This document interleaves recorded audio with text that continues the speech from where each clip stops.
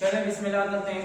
हमने इससे पहले लेक्चर में पढ़ा था आयरन और उसके ऑक्सीडेशन स्टेट्स और हेक्सा एक्वा आयरन 2 और हेक्सा एक्वा आयरन 3 के रिएक्शंस। दो रिएक्शन इसमें रहते हैं। एक टेस्ट है कार्बोनेट टेस्ट और दूसरा है थायोसाइलेट टेस्ट। कौन कौन सा टेस्ट? कार्बोनेट है थायोसाइलेट। कार्बोनेट टेस्ट के जरिए हम मालूम कर सकते हैं कि आयरन +2 वाला कंपाउंड है या आयरन +3 वाला। कैसे पता लगेगा? हमने लेना होगा एक कंटेनर और उस कंटेनर में हमने बनाना है सोडियम कार्बोनेट का सॉल्यूशन। कार्बोनेट का सॉल्यूशन। अब इस कार्बोनेट के सॉल्यूशन में हमारे पास एक नेगेटिवली चार्ज आयन है जो कार्बोनेट आयन है। कार्बोनेट हम इसमें डालते हैं पहले स्टेप में आयरन +2 और दूसरे स्टेप में दूसरे कंटेनर में डालते हैं Fe+3। हमने जो डाला पता नहीं क्या डाला, हमें वो बताएगा कौन? कार्बोनेट आयन बताएगा कि हमने जो डाला है वो Fe+2 है या Fe+3। इसको बोला जाता है कार्बोनेट टेस्ट। अब कैसे होगा? जब हम डालते हैं आयरन और नीचे सेटल डाउन हो जाए प्रेसिपिटेट, तो हम कहेंगे हमने क्या डाला? Fe+2 डाला हो। लेकिन अगर Fe+3 आएगा कार्बोनेट का सॉल्यूशन में तो इसमें से बबल्स निकलना शुरू हो जाएंगे। अगर बबल्स निकलना स्टार्ट हो जाए तो हम कहेंगे कि हमने कौन से वाला आयरन डाला है? Fe+3। So we can distinguish between Fe+2 and Fe+3 in carbonate solution. If precipitates are produced, it means the added iron is iron+2.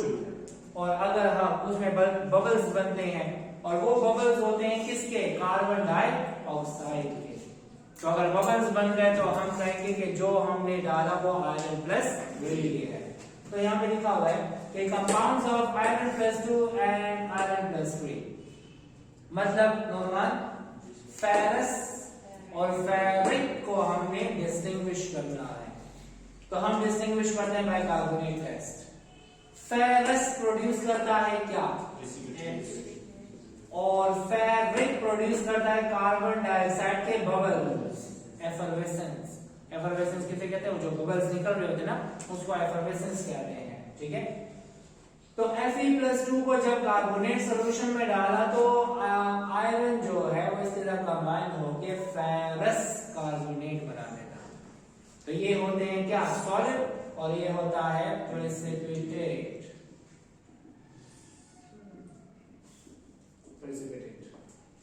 जब हम Fe+3 वाले को पानी में डाल देते हैं तो Fe+3 वाला क्या बनाएगा? पहले hexa aqua iron 3 complex.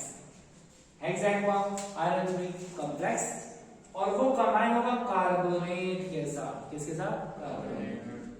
Carbonate से बनेगा कार्बोनिक एसिड। क्या बनेगा? ये CO3 है ना। एक CO3 के साथ कितने हाइड्रोजन आएंगे? 2। और कार्बोनिक एसिड जो है उसमें एक होता है कार्बन डाइऑक्साइड और एक होता है वाटर। जब कार्बन डाइऑक्साइड वाटर के साथ कंबाइन होगा कार्बोनिक एसिड बनाएगा और कार्बोनिक एसिड जब टूटेगा तो कार्बन डाइऑक्साइड और वाटर बनाएगा।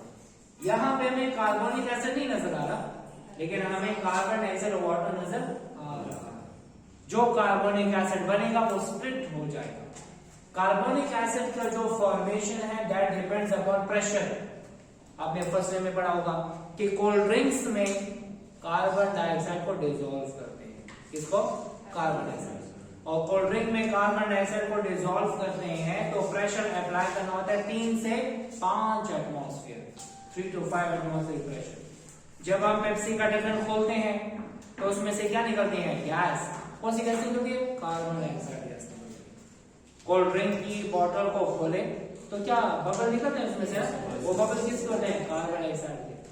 क्योंकि जो हमने कार्बन डाइऑक्साइड वाटर में डिसॉल्व करके कार्बनिक एसिड बनाया होता है वो दोबारा कार्बन डाइऑक्साइड उसमें से निकल जाता है। अच्छा, मतलब एक कार्बोनेट के लिए 2 हाइड्रोजन चाहिए, तो 3 कार्बोनेट के लिए 6 हाइड्रोजन चाहिए। कितने?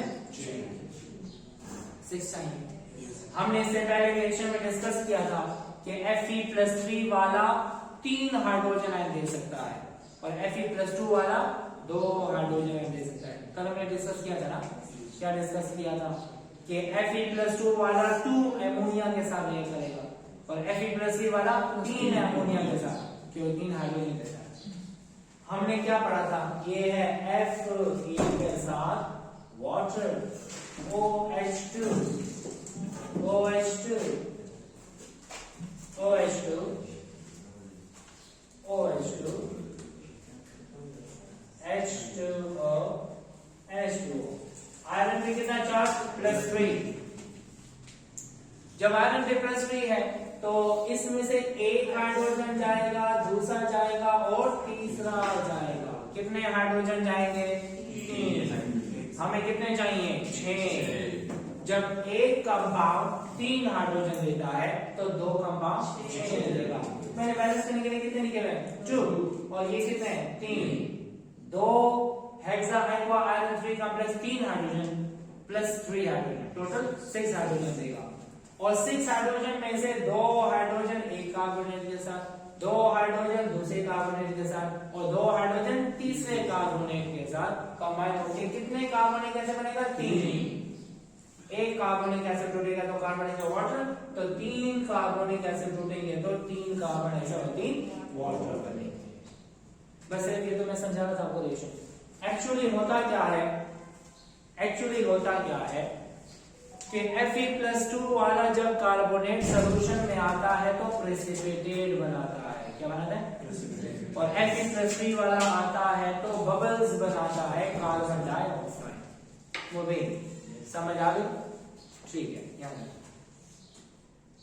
अच्छा। Fe+2 and Fe+3 can be distinguished by carbonate test and can also be distinguished by thiocyanate test। याद रहे, ये जो टेस्ट है ना, it is only use to detect Fe+3। ये सिर्फ Fe+3 के साथ रिएक्ट करेगा, Fe+2 वाले के साथ रिएक्ट नहीं करेगा। ठीक है वहां सब होता क्या है? Because Fe+2 do not react with thiocyanate ion, वो उसके साथ रिएक्ट ही नहीं करता, तो इस वजह से इस टेस्ट में Fe+2 का कोई काम नहीं है। जब Fe+3 को अच्छा हम लेते हैं एक सॉल्यूशन, ये है सोडियम थायोसाइनेट NaSCN सॉल्यूशन। ये इससे आएगा एक आयन SCN-, इसे बोलते हैं थायोसाइनेट आयन। क्या है? इसमें जब हम डाल देते हैं Fe+3 वाला हेक्सा एक्वा कॉम्प्लेक्स, जैसे ही उसको इसमें डाल देते हैं तो थायोसाइनेट के साथ रिएक्शन करने के बाद यहां पर सॉल्यूशन बन जाता है कौन से कलर का? ब्लड रेड कलर का। किस कलर का? Blood red. और ये सॉल्यूशन जो ब्लड रेड कलर का है वो इस्तेमाल किया जाता है as an artificial blood in movies, फिल्मों में इस्तेमाल किया जाता है। ठीक है, और वो कौन सा कंपाउंड है वो मैं बताता हूं। तो पहली बात, Fe+3 को जब डालेंगे थायोसाइनेट में तो कलर कौन सा आएगा? Blood red. तो हमें पता लग जाएगा कि हमने जो डाला वो Fe+3 है, +2 वाला नहीं है। +2 वाला रिएक्ट नहीं करेगा। ठीक है, अच्छा मैंने लिखा हुआ है कि produces blood red solution which can be used as an artificial blood in movies, फिल्मों में समझ लो। और रिएक्शन क्या है? This is hexa aqua iron 3 ion. ये कौन सा है? Thiocyanate ion. अंदर से एक वाटर निकलेगा, थायोसाइनेट अंदर जाएगा। ये देखिए 6 थे तो कितने रह गए? 5। एक वाटर कहां गया? बाहर। SCN कहां गया? अंदर। ठीक है, इसका नाम क्या है? थायोसानेटो। हमने बताया था, पढ़ा था कि जब नेगेटिव लिगेंड होगा तो आखिर में O आएगा। थायोसानेटो पेंटा एक्वा आयरन है क्योंकि ओवरऑल चार्ज क्या है प्लस।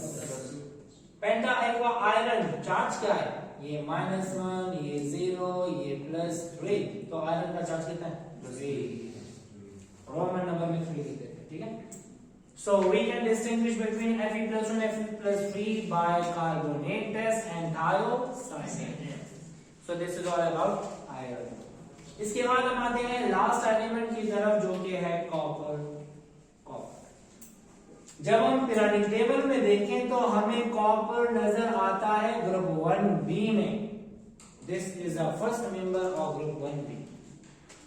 और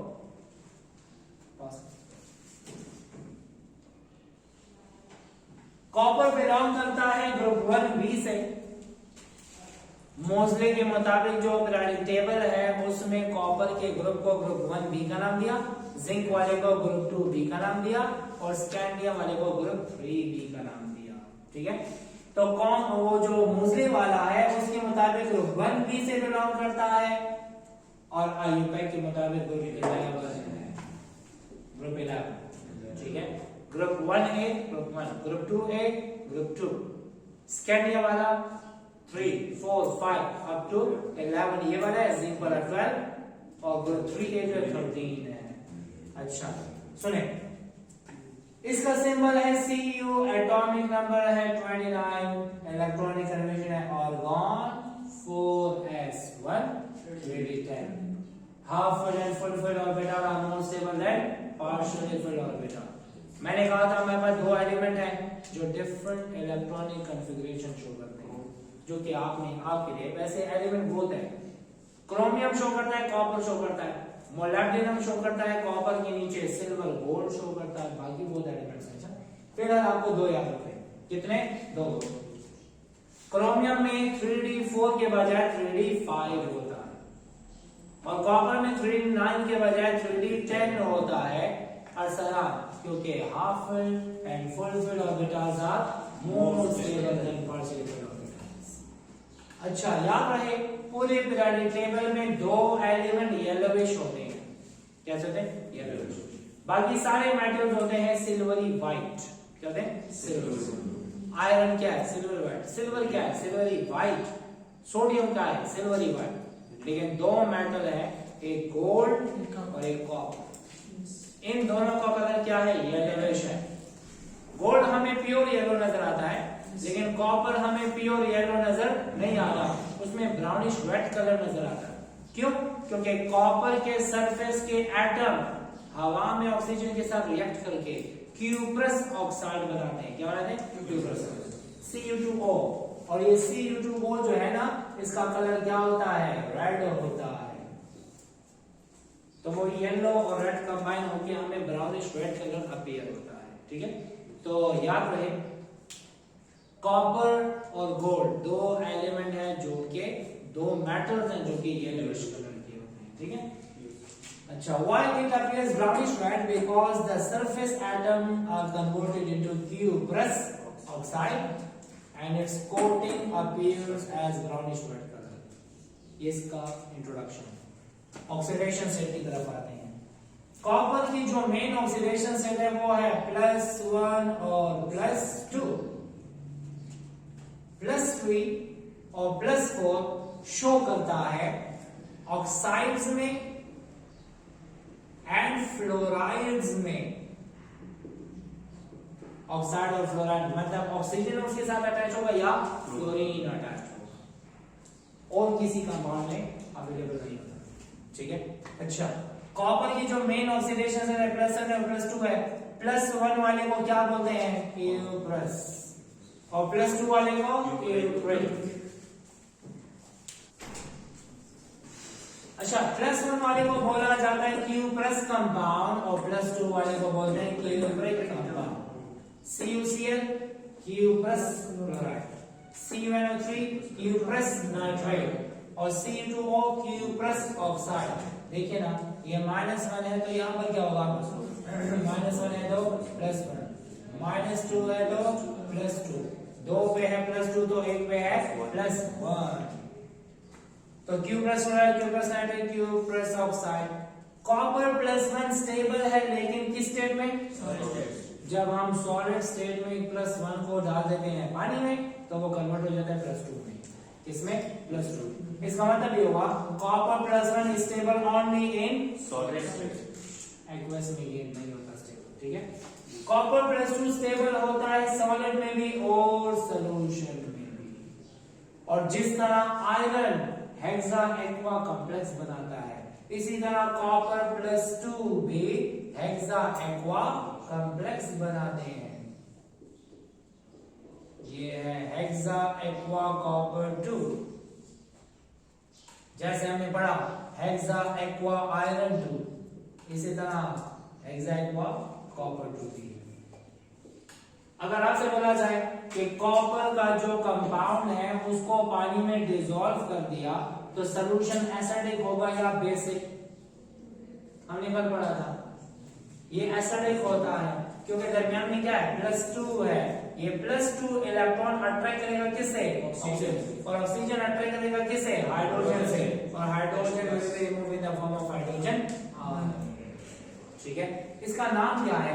cupric chloride, cupric oxide, cupric nitrate and cupric sulphate. ठीक है, इनको सिंपली कॉपर +2 वाले को कॉपर नाइट्रेट, कॉपर सल्फेट इस तरह भी कह सकते हैं। ठीक है, अगर +2 होगा तो कॉपर ही बोलेंगे और अगर +1 है तो क्यूप्रस बोलेंगे। ठीक है, तो ये है इसके ऑक्सीडेशन से। कुछ और कंपाउंड है +3 वाले। अच्छा, कॉपर +1 और +2 के अलावा कॉपर +3 भी आता है और +4 भी शो करता है। याद रहे कॉपर +3 ज्यादातर ऑक्साइड्स में होता है और कॉपर +4 जो है ज्यादातर फ्लोराइड्स में होता है, फ्लोराइड्स। ठीक है, देखिए copper +3 usually found in oxides. Potassium cuprate में है, पोटेशियम क्यूपरेट। एक ऑक्सीजन -2 है तो 2 ऑक्सीजन -4। यहां पर है +1 तो कॉपर पे होगा +3।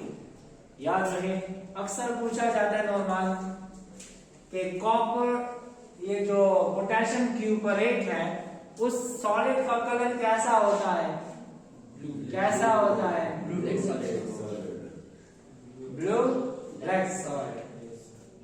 पोटेशियम क्यूपरेट का कलर क्या है? Blue black solid. ठीक है, और इसमें कॉपर का चार्ज क्या है? +3। एक और इंपॉर्टेंट कंपाउंड जो अक्सर एमसीक्यू में आता है जिसको हम कहते हैं सुपर कंडक्टर। क्या कहते हैं? Super conductor. और सुपर कंडक्टर का नाम है yttrium barium copper oxide. Y क्या है? यट्रियम। बी ये क्या है? बेरियम। ये क्या है? कॉपर। ये क्या है? Oxygen oxide. इसे बोलते हैं yttrium barium copper oxide. This compound is used as a super conductor. अब अगर आपको बोला जाए मूवी के एक ऑक्सीजन -2 है तो 7 ऑक्सीजन।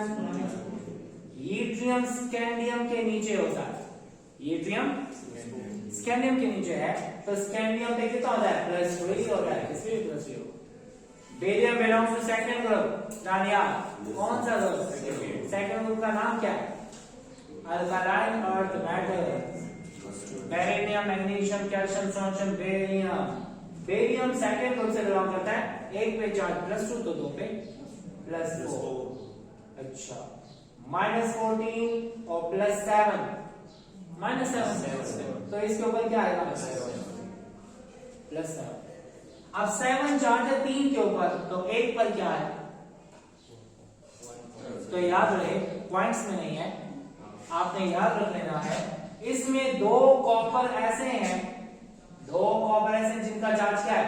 +2 और एक कॉपर ऐसा है जिसका चार्ज +3 है। तो +2 2 बार हो गए तो +2 +4 और +3 +7। तो अगर आपसे पूछा जाए कि सुपर कंडक्टर में किसमें? जो यट्रियम बेरियम कॉपर ऑक्साइड यानी सुपर कंडक्टर है, इसमें कॉपर का चार्ज क्या है? +2 भी है और +3 भी है। ठीक है, yttrium barium copper oxide contain copper having +2 as well as +3 oxidation state। तो अच्छा, कॉपर +4 एग्जिस्ट करता है फ्लोराइड्स में, क्योंकि फ्लोरीन जो है it is a highly electronegative element. ठीक है, अब देख लें, एक फ्लोरीन पे -1 तो 6 पे -6, तो यहां पर है +3, तो यहां पे बचा +3। ठीक है, पोटेशियम कॉपर हेक्साफ्लोराइड अर्सलान कितना चार्ज है? +3 है। अब आते हैं, ये है F6। Caesium belongs to first group, Rizwan कौन सा ग्रुप? तो इस पे +1 है तो 2 पे +2, यहाँ पे -6, तो इसके लिए बचा +4। ठीक है, सीजियम कॉपर हेक्साफ्लोराइड में कॉपर पे कौन सा चार्ज है? +4। क्लियर? अच्छा, अब आते हैं reaction of hexa aqua copper 2 ion with ammonia, जैसे हमने पढ़ा था आयरन वाला। मोबिन कौन से वाला? आयरन वाला। मैंने पहले बताया आपको कि हेक्सा एक्वा कॉपर 2 कौन सा है? एसिडिक कंपाउंड है। कौन सा? It is acidic in nature because positive charge on copper है ना। कॉपर पे कौन सा चार्ज है? पॉजिटिव। वो इलेक्ट्रॉन अट्रैक्ट करेगा किससे? ऑक्सीजन। और ऑक्सीजन इलेक्ट्रॉन अट्रैक्ट करेगा किससे? हाइड्रोजन निकल जाएगा हाइड्रोजन आयन की फॉर्म में। हाइड्रोजन आयन कहां से निकलेगा? ऑक्सीजन। वाटर यहाँ पे किधर है? वाटर के साथ हाइड्रोजन गया तो यहाँ पे कोई बचा। ठीक है, जब ये एसिडिक है तो किसके साथ ये करेगा? बेस के साथ। किसके साथ? बेस। अर्सलान, एमोनिया बिहेव करता है बेस के जैसे। बेस के जैसे मतलब प्रोटॉन एक्सेप्ट करेगा, और कभी कभी बिहेव करता है एज अ लिगेंड। लिगेंड का मतलब लोन पे डोनेट भी करता है। ठीक है, अब देख लेते हैं, ये है हेक्सा एक्वा कॉपर 2। जब हेक्सा एक्वा आयरन पे 2 था तो उसने 2 हाइड्रोजन दिए थे। कितने? 2। और हेक्सा एक्वा आयरन 3 ने 3 हाइड्रोजन दिए। इसी तरह कॉपर वाला भी 2 हाइड्रोजन दे सकता है। कितने हाइड्रोजन? 2। एक हाइड्रोजन जाएगा एमोनिया के साथ तो क्या बनेगा? Ammonium ion NH4। दूसरा हाइड्रोजन भी जाएगा एमोनिया के साथ तो क्या बनेगा? Ammonium ion. तो क्या बनेगा? 10 वाटर 6 वाटर में से 2 हाइड्रोजन निकल गए तो इधर 2 हाइड्रोक्सल बचे और 4 वाटर। ये 2 हाइड्रोक्सल और 4 वाटर बचे। इसमें कितना चार्ज है? इस पे कितना है? इस पे कितना है? यहाँ पर 0 है और यहाँ पे +2 है। कॉपर के चार्ट में फर्क नहीं है। इसने बिहेव किया एज अ और इसने बिहेव किया एज अ। ठीक है, पहले था वो चार्ज कंपाउंड, और चार्ज कंपाउंड पानी में डिसॉल्व होता है। अब इसके ऊपर कोई चार्ज है इसमें? तो ये पानी में डिसॉल्व होगा? नहीं, ये होगा ब्लू सोल्यूशन। क्या है? Blue solution. और ये बन जाएगा ब्लू प्रिसिपिटेट, क्योंकि चार्ज क्या है? 0। ठीक है, जब एमोनिया थोड़ा होगा तो एसिड बेस रिएक्शन होगा। कौन सा रिएक्शन? Acid base. लेकिन जब एमोनिया होगा किसमें? तो एमोनिया बिहेव करेगा एज अ लिगेंड। कैसे बिहेव करेगा? लिगेंड। अब देखें ना यहाँ पे कितने एमोनिया है? 4 एमोनिया 2 हाइड्रोक्साइड को बाहर निकाल देगा और 2 वाटर को। तो देखें कितने वाटर थे? 4 में से कितने बचे? 2 और 2 वाटर निकल गए। हाइड्रोक्साइड यहाँ पे नहीं, तो मतलब 2 ये गए 2 ये गए तो इधर 4 एमोनिया आ गए। अब ओवरऑल चार्ज कितना है? डिसॉल्व होगा? यस सर, हो जाएगा। पहले हमने एमोनिया के साथ ट्रीट किया तो वो सॉल्युबल से इनसॉल्युबल हुआ। एक्सेस ऑफ एमोनिया में वो क्या हो जाता है? डिसॉल्व हो जाता है। This is soluble compound. अगर आपको एमसीक्यू में बताया जाए कि कौन से वाला कंपाउंड सॉल्युबल है, ओवरऑल चार्ज होगा तो सॉल्युबल होगा इन वाटर, चार्ज 0 होगा तो सॉल्युबल नहीं होगा। ठीक है, लेकिन 2 वाटर निकले 2 हाइड्रोक्साइड निकले। यहां पर बेसिक बिहेवियर है और यहां पर लिगेंड जैसा बिहेवियर है। लिगेंड आया, वाटर को हटाया, हाइड्रोक्साइड को हटाया, वहां पे खुद आके अटैच होगा। ठीक है, नाउ जैसे हमने Fe+2 और Fe+3 में कंपैरिजन किया और कार्बोनेट टेस्ट किया और वहां पे Fe+2 ने क्या बनाया, प्रेसिपिटेट बनाए। तो जैसे Fe+2 प्रेसिपिटेट बनाते हैं वैसे Copper+2 भी क्या बनाते हैं, प्रेसिपिटेट। किसके साथ, कार्बोनेट के साथ। When Copper+2 add into carbonate solution it produces precipitate। किसके, कॉपर कार्बोनेट, Q+ नहीं कॉपर कार्बोनेट या क्यूप्रिक कार्बोनेट। इस पे कौन सा चार्ज है, +2 -2 कंबाइन होकर क्या बनेगा, ब्लू प्रेसिपिटेट बना देगा। ठीक है, so this is all about inorganic chemistry और आपका कोर्स वाइंड अप हो गया, इन खत्म हो गया। ठीक है, That's the मैंने बस